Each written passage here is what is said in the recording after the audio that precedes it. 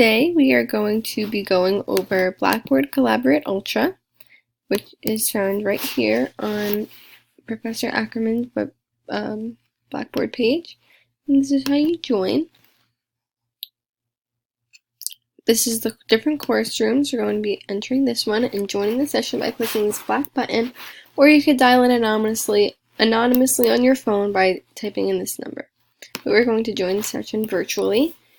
And this is a great way to attend class if you aren't able to make it in person. We're going to allow the website to use our camera and our microphone.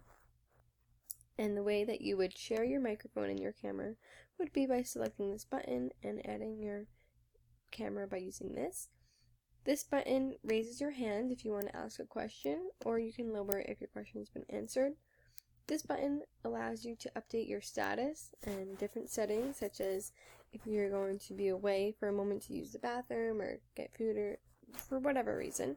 You can click this button so the professor knows not to call on you, or you can leave the session by pressing this button. You can also leave the session by clicking this.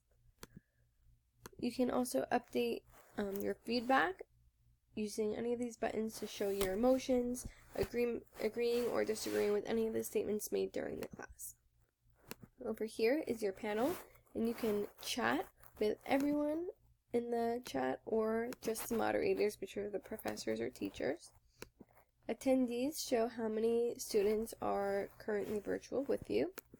Sharing your content has a variety of different things you can use, like a blank whiteboard, using the pencil and different colors to draw or erase. Sharing applications are available in Chrome and Firefox. Currently it's unavailable for me because I am in Safari, but you can also share files and add them from your computer, PDF files, PowerPoints, images, etc.